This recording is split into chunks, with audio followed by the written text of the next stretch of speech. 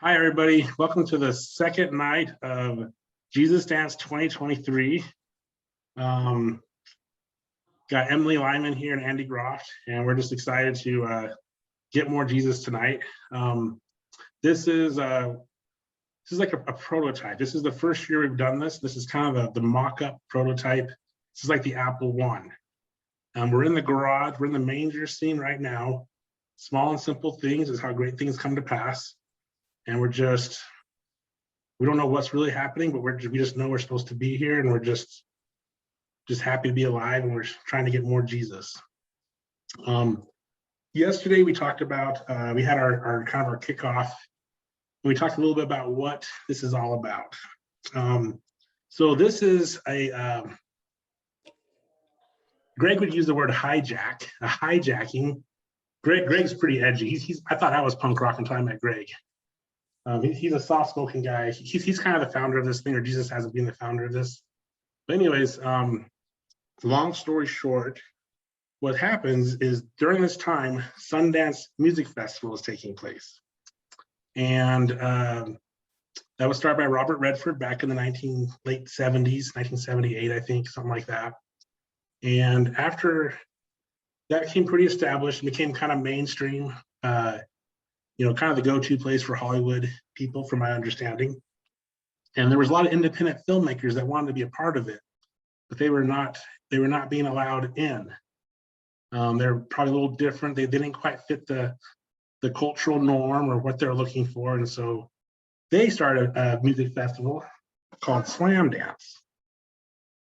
And it was kind of a countercultural movement towards the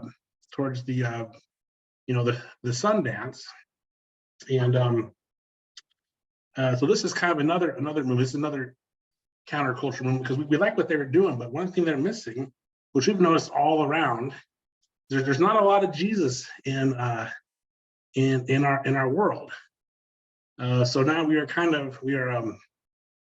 doing a Jjesus Dance, which is it's a kind of a countercultural movement, but it's a movement towards love and what Jesus was all about. So we're very grassroots, manger scene. Kicking in with the sheep and the pigs, if you will, and the shepherds, and we're just seeking to get more Jesus.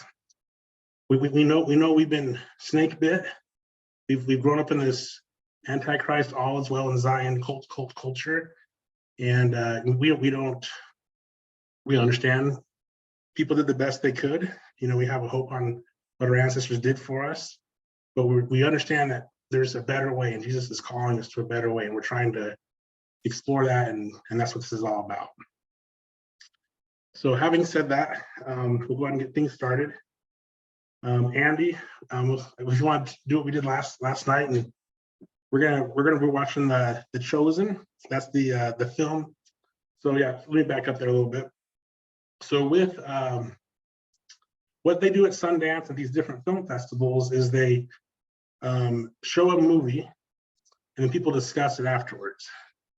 So here we're going to be showing Jesus-themed movies, and this year we're showing The Chosen, which is a movie that was made by Dallas Jenkins. He's the producer of it, and we have a belief that it was actually made by Jesus, and Jesus inspired Dallas Jenkins, because we believe everything comes from Jesus. It's a general belief we have. And so anyway, so we're going to be watching an episode of The Chosen. We're going to do what's called common consent. We're going to decide together, and I'll let Andy take over there, take it over there. And so Emily or anybody has any ideas of what episodes they'd like to watch, we can go ahead and talk about it. And did I miss anything, or is that anybody want to add anything to what I said? Well, what I was just going to say real quick, can you hear me? Yeah. Is common consent is really an interesting thing. It gets a lot of pushback from people, especially people who are in systems of hierarchy for some reason. But because they'll say there's no way that a group of people can decide. It'll be chaos. It won't work. It's administration by committee. They'll say it doesn't work, but it doesn't work inside hierarchies. But when you have hierarchy-less like organizations, kind of like this one is, it's better to actually have common consent, because then the people that you're around, everybody can kind of give their thumbs up.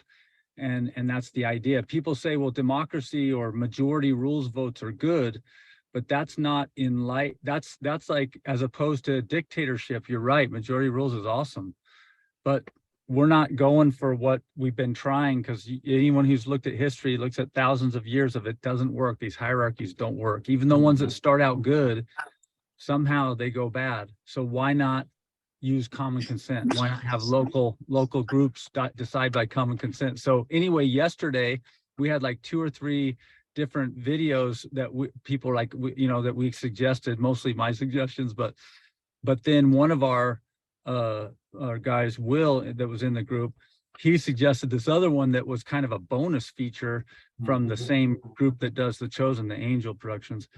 And everybody just was like, yeah, that sounds good. Like, me too. I was like, the ones I wanted, we can put them off. We'll watch those another time. That was and it ended up being perfect. Yeah. Like a perfect way to start off the Jjesus Dance with what?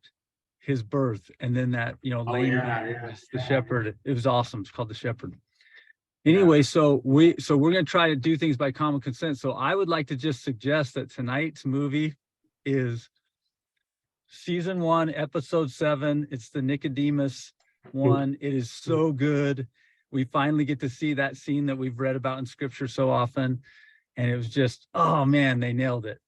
And then the other one I want to just throw into the mix, if I would also love to watch tonight, is season 3 of The Chosen, episode 3, which is where Jesus goes back to his hometown. It's kind of hard for me to watch because they're so mean to him. But he fulfills prophecy in being rejected by his own. So those are my 2 suggestions. I don't know if Emily has a suggestion, or you, Aaron, or whoever else. So I want to share, this is what's really cool about common consent.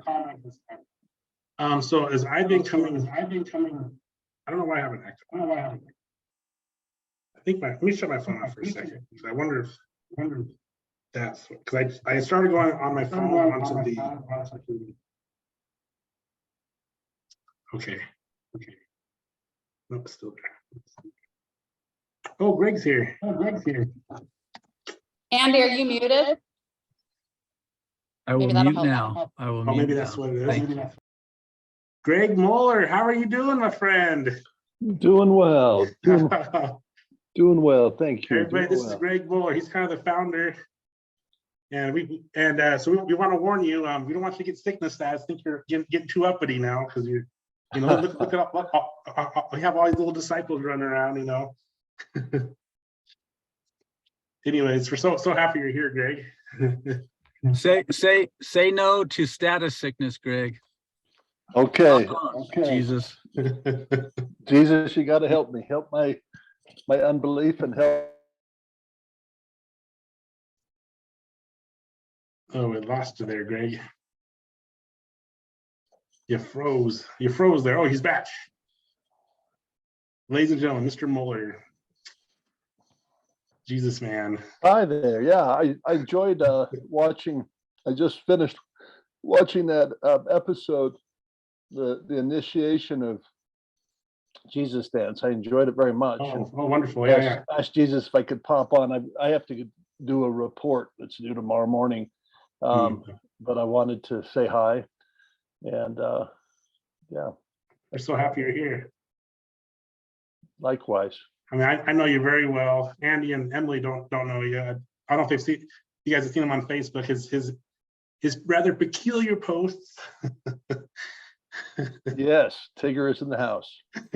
It's a pleasure, Greg. Pleasure to get to meet you, and Aaron said great things about you. I look forward to getting to know you in person. Likewise. Yeah. So, Greg, are you gonna be able to watch the video with us, or are you just kind of just saying hello? And I'm just gonna say hello. I have to kind of keep a pretty flexible schedule as I do these reports. It's challenging to manage my energies, because part of me doesn't want to do it. Hey, Greg. Yes. Yes. What we'll do is, if it's all right with you, is we'll text you the episode that we decide on. We're deciding by common consent right now which episode we're going to watch. There's a big tug of war going on, but when we finally decide which one to watch, we'll Vote text for it to me. you. Put it on in the background, maybe. I don't know. Yeah, This is no, I fun. appreciate that. And I liked the common consent discussion. Uh, it lined up with whatever spirit's inside of me, whom I like to refer to as Jesus, because that's what he calls himself, inside of me. And yeah, that sounded right, sounded prophetic, and I'm glad that's being adopted. Greg has a good vocabulary with this stuff. I really appreciate that. I feel like a bumbling fool out here. Like, No, you described it really well there, and you need to well, understand Jesus that, definitely did, because I'm like, yeah. Yeah. Anyways, yeah, thank you. you have an intuition that's Yeah, I mean, that's good. You can pick up on things. That's why I was so excited when Aaron came into my life. I'm like, whoa, prophecy fulfilled, because Jesus told me there'd be a gathering of these architects, engineers, and designers of early Zion, and Aaron fit the bill. Like, boom, boom, boom. That's exactly what I was looking for. Mentally ill, yep, got that one. Check off that one. Yep, he's that. And then dirty, filthy, rotten, hard-hearted, hopeful sinner, like myself. Manger scene worthy, yes. Manger scene not innkeeper worthy. Cast out many times, yes, yes, and yes. And then on top of all that, he has these gifts where he could understand what's Greg saying. Once you get past the weirdness factor, like, oh, that's weird. And then, of course, then Aaron knows, hey, that's inside me too. And he feels permission in my presence. Let her out, baby. Yeah, which, yeah, it's Jesus that gives us permission. I'm not all alone. I'm not just the one weirdo in the room. There's another weirdo out there. Exactly. Yeah. So it brings my heart joy, and I'm glad that he could take the lead on this kind of. I mean, I don't remember when I conceived this, but it was through Christ. He said we're going to be doing lots of events. We'll be hijacking Babylon with a lot of parallel events. So you got Jesus Dance, Slam Dance. Well, it seems like something's missing. Oh yeah, Jesus Dance, and anything there is needs to have. Well, there's Comic-Con. Well, I think we need a Jesus Con. And so what we do is we parallel these universes. And echo is what God said. It would be an echo chamber. We would resonate. Opposition in all things, otherwise righteousness cannot be brought to pass. And so now a lot of these people are going to. That's why I love that Slam Dance had already echoed that. And it was a great approximation where they came in and slammed. Aaron knows that term. When you slam somebody, you sign them up for services they didn't really sign up for, right? And they weren't really invited, so they came in and took Park City's library and started doing a counter or Article Faith 11 operation. Like, well, we claim the privilege of being able to watch these other movies. And so that's the underlying fabric of it is that I believe that there's you got Burning Man. What we don't have yet is Jesus Man. And I'm not saying there's going to be a Jesus Man, but there's going to be something like that where Christians gather. It just makes sense. Like, what's missing here? So we've got the secular approximation, which I totally love. I think it's great. 20,000 people get together, celebrate something that's beautiful and true and praiseworthy, which is freedom of expression and so forth. And they have rules. Let's clean up this place, leave it better than we found it. But what's missing and is coming, though, is the Jesus wave. And this is what the chosen, to me, I've been waiting for this moment. Jesus told me when I was born again in 2015, there's a Jesus movement coming, like there was in the late 60s, early 70s. Do you want to ride this one? Because I was like 9 years old when that thing was going. And I did. And in fact, yeah, that's what he made me for. And it'll be young people mostly, just like it was in the hippie days, because they have energy for this kind of thing, but they're also like the children of Israel rather than the adults of Israel. The adults of Israel just like, oh, I just want to sit out here in the wilderness for 40 years and just die. And so people my age typically just like, yeah, I'm not interested in the metaverse, whatever,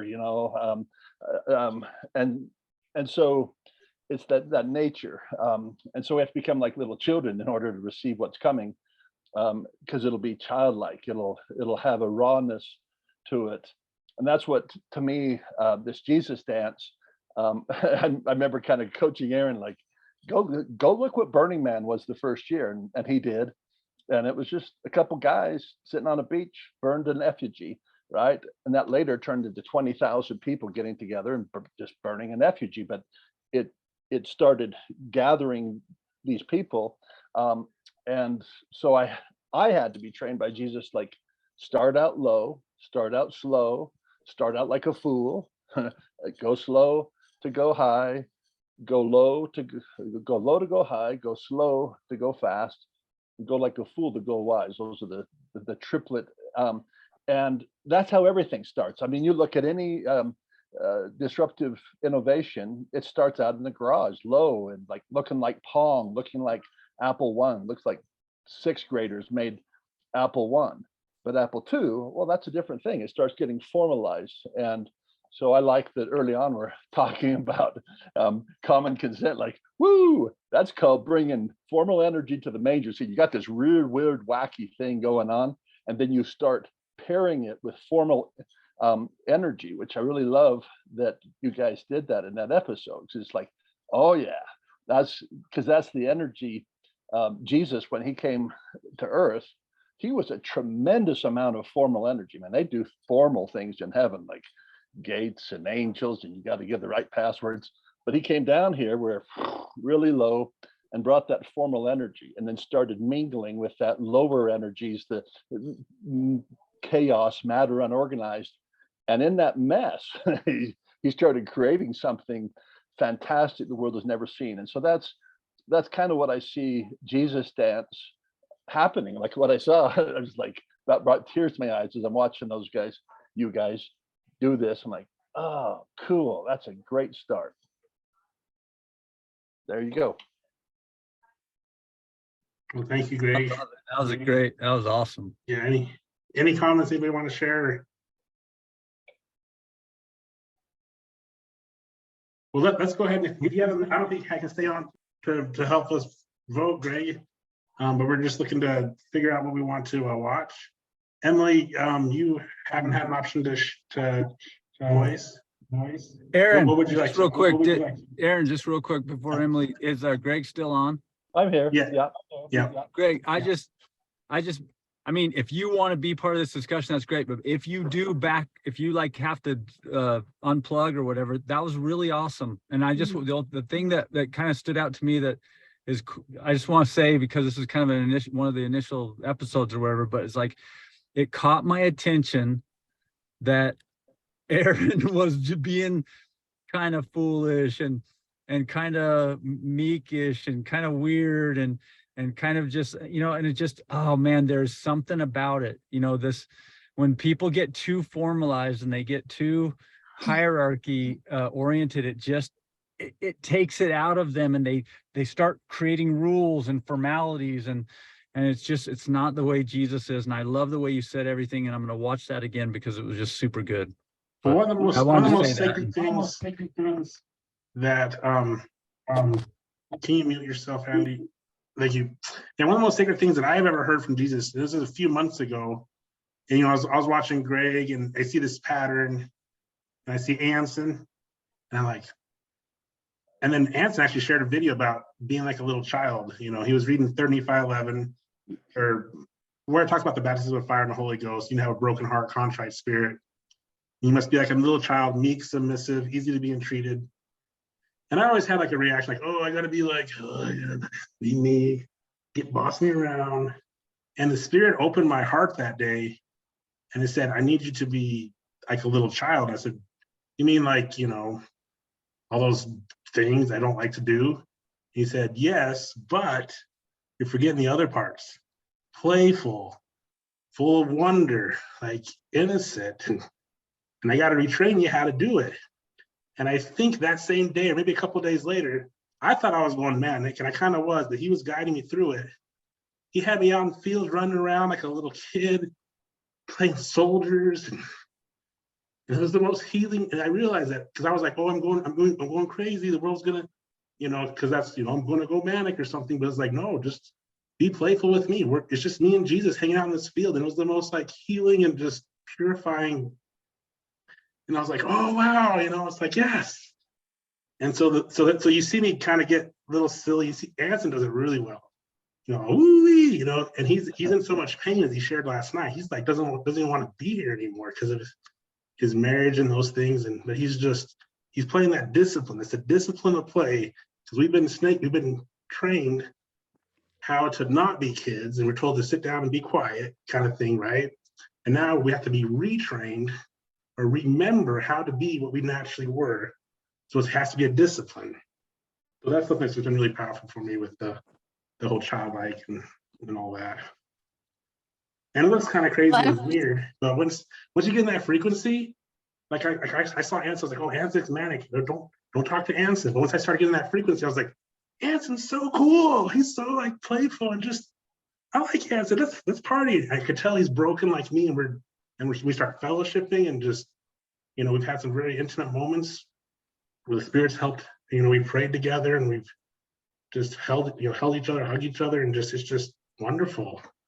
And it's like, yeah, this gives me purpose and meaning. It's a middle-aged white male American with too much privilege and, enslaved by the system and all this stuff that politics says. But anyways, I'm done talking. Well, if I can share one thing that stood out to me when you were talking about how Aaron's an outcast like you. And that just got me thinking, like, how much power there is in being an outcast. And then that got me thinking, like, why, right? Like, and I just thought, when you're an outcast and you kind of get, maybe people aren't talking to you anymore, or they're judging you or whatever, and you're alone. The one person that you can turn to is him, and that you should, but then you're hearing his voice instead of everyone else's voices. You're not trying to necessarily please anyone anymore, because you're like, I already screwed everything up. Yeah. And so it just brings you to a place, just like the wilderness, or that refiner's fire, or whatever you want to call it. But you're just in this place where you're being taken down to nothing, so that he can then rebuild you into who he created you to be. And if you don't go through, maybe people are able to go through it being not an outcast. I don't know. I chose the outcast way. I think that's our tribe. We're kind of, seems like we're kind of called to that. We're the outcasts. But go ahead. Sorry, I keep cutting you off. Sorry. No, I think there's so much power in it, and I'm grateful for it. And then hearing other people, I don't know you guys. I know Andy. I'm just barely meeting Aaron and then Greg, but I don't know. There's power in it, and I love that. I guess we get to like collect together or whatever, and then have power of community, and then whatever we do with that. But it's just awesome. So, and I wouldn't trade it. It sucks sometimes, and it's not just one refiner's fire. It's you get through one, and then you're like breathing for a second, and then you get to go through another one and another one. But that's how, I don't know. I wouldn't trade it. So that's all I have to say. Yeah, that's I had to be trained. So in 2015, I got born again, had a born again experience, and it started changing my creature self. And I had later understood it, started getting words to it, like, oh, I got possessed by a spirit, that same spirit that I hope possesses me when I leave this life, because that's what the Book of Mormon says, that we can be possessed. And that same spirit that does possess your body, when you give out this life, it'll have power to possess you in this next life. And of course, I was already possessed by that spirit. We all are, Jesus. But it's about how much. And so I started getting possessed by more. And I call it getting more Jesus, because that's what he told me. Think of it like a volume thing, Greg. You've already had Jesus. But you need to get more Jesus. And then I could start understanding, like, a Bible. We have a Bible. Oh, okay. So there's light and truth, but there's also a thing called more light and truth. Would you like a Book of Mormon too? No, Bible, we got a Bible. And so when I do street preaching, I'm like, a lot of y'all already have Jesus. Now the question is, do you have more Jesus? Like, what? No, we got Jesus. We don't need any more Jesus. And that's what I started getting, and it felt good. Whatever that was that happened to me, it was uncomfortable how he and to your point, Emily, he has to separate us because we're sheep. We'll all just naturally, the natural man's an enemy to God. You know why? Because he's a friend of the other sheep. That's why. And they'll just go where sheep are. So if you watch sheep and some sheep hop over a fence, the other sheep are like, oh, maybe I'm supposed to go there. And they start hopping over the fence. And what we have to learn how to do is ignore the sheep temporarily, and pay all the attention to the good shepherd and where he tells us to go. And then what he'll have you do is oftentimes, I'm all alone. Don't worry, I'll leave the 99, come get you. But you got to wander what we call in the wilderness. So you have to leave the formal systems for a while. And different people do this at different levels, kind of like who they are. So Aaron and I were called to be like super pendulum swingers, to show everybody, here's how far you can go with Jesus. And so, like my wife, somebody gets born again, the chances that they'll be Tigger in the 100-acre woods pretty low, because my wife is probably like a cross of Christopher Robin and Christopher Robin, Piglet, and Rabbit. Yeah, and she's a sweetheart. But I don't ever see her becoming a Tigger, a natural Tigger, but that's who I am.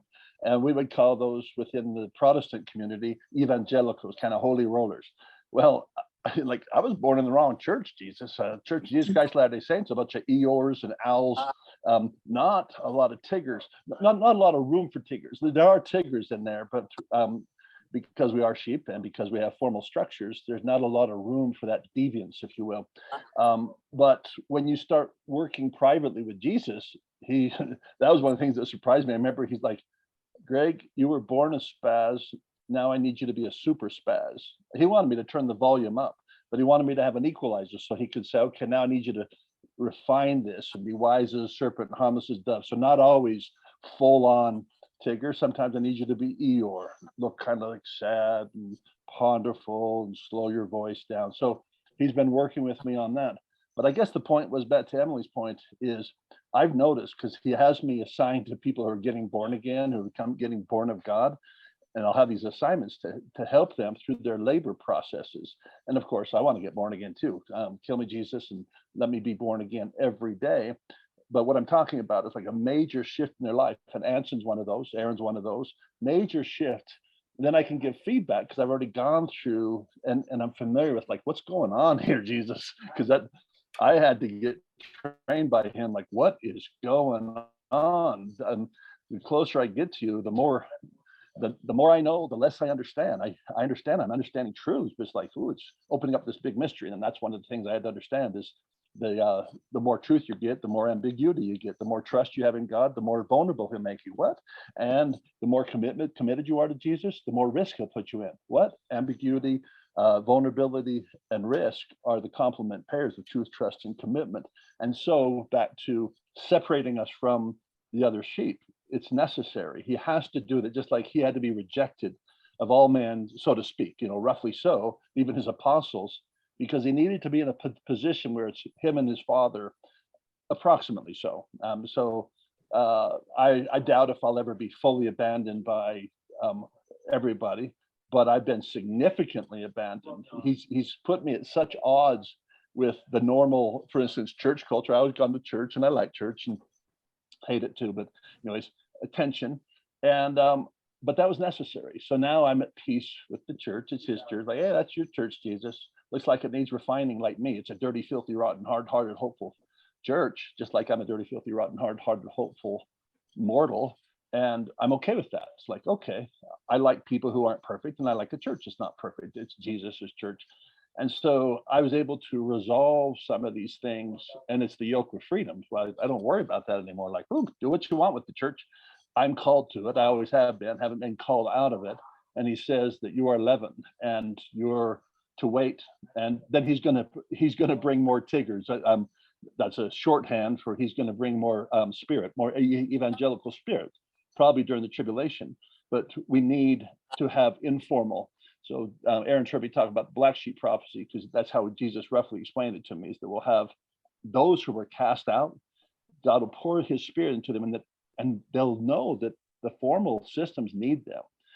Even though the formal systems will reject them. It doesn't matter. They'll go love on them, just like the Nephites would go minister to their brethren, the Lamanites. They will go in to their camps or to their churches and just be there to love on them, with their tattoos and, the black sheep smelling like smoke, but they're okay with it because they're okay with Jesus. And it's not the place their natural man wants to be. No, I don't want to be here at church, but Jesus wants me here. He wants me to go preach to Lamanites. And so that's, I never got pulled out. He never told me leave.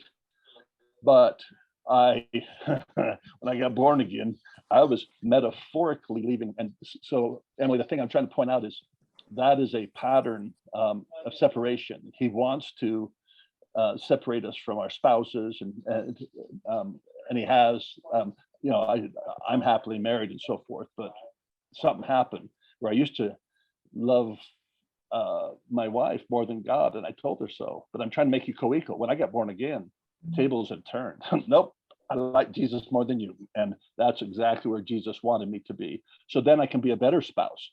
Sorry, I'm not beholden to my wife, not beholden to my family, not beholden to my ward, not beholden to any mortals. I've given my life to Jesus Christ. It's like I made a deal with the devil, but it wasn't the devil. It was Jesus. Sorry, I got to deal with him. And this is what I'm going to do. I'm going to ride this out throughout the rest of my life. Let's see what happens. So I'm experimenting upon his word, and he's blessed me with that peace that surpasses understanding. So I'll wrap it up here. Just that what you resonated with is huge inside of me. Give me liberty, give me death. My soul's longed for this for the longest time, and I didn't know what it was fully, but now I do. I have to be separated from the world. All right. Mm-hmm. And be glued to Jesus. I have to come married to him, because what I've been doing is cheating on him. Revelations calls it the whore of the earth. I've been going to the brothels and just getting down jiggy with the whore of all the earth. That's Revelations, John, I guess, like that kind of language. Isaiah, different kind of language. You talk about Babylon, Assyria, but it's actually kind of a visceral way, like, wow, cheating on your wife like that? Right. So now I'm married to Jesus. Like, I'm going to try to be faithful to him. And I'm not always, but I'd like to try to always be faithful to him, to always remember him and so forth. But in order to do so, I've had to go with extreme lengths, extreme. And that's what Jjesus Dance is. It's an extreme length. So whenever I hear about Sundance Film Festival, what do you think I think about? Jesus. When I hear about Slam Dance, I think of Jesus, because I have this complementary pair. We paired these events, and that's one of the things I'll do for the rest of my life, is pair everything with Jesus. And it's what I'm called to. But okay, I'm going to finish off by saying, because I like what you're talking about, Emily. It's so fundamental, but it also connects with what I think Jjesus Dance is. It's a way to unify, to join, but in a siloed way. So, like you say, we got no problem with Babylon. Go ahead, go to Vegas. What happens in Vegas, and that doesn't stay there, but you can go tell yourself that. We got no problem with that. So it's like America. Yeah, go ahead, have a Bourbon Street. All right. But let's have this other place too. Allow us to have our place. And so then we have these different kingdoms, and we learn to coincide and decide what we want. And that's the spirit that's filled me. I'm comfortable with people living whatever life they want. As long as Jesus makes it so. He does that. But that required that I separate and say, oh yeah, I'm a Jesus guy, So I have no problem with the universe people or the Lord people. I call them that. Great Spirit people, Allah. Yep, good at that. But I'm into Jesus, and I'm going to build into Jesus land. So it's that, and it's an identity, because it's fundamental to the gospel and everything is your identity. Who are you? Now I know. I'm a child of Christ. I've given my soul. I'm done with my life. I gave it up. I died. And every day, of course, I have to die again, because it grows back. The natural man just grows back. Okay, get going on that. But I wanted to acknowledge very heavily, as you see, Emily, because that's where Jesus wants us. He wants us by ourselves, where we're crying out to him and having little parties, pity parties with Jesus. Oh, it's just you and me, Jesus. And he's invisible. So like, that's really hard to have a relationship with an invisible person. But when you brought low, you'll even, go for a dog. Yeah, okay, dog's making me comfortable. What about one better than a dog? Jesus. Ooh, that's even harder, because like the dog seems like he's here. Jesus, then you have to do the work because he's not like a dog. You can't say, come here, sit there. You have to listen and all that stuff. Okay, sorry. That was a long talking stick thing. Thank you.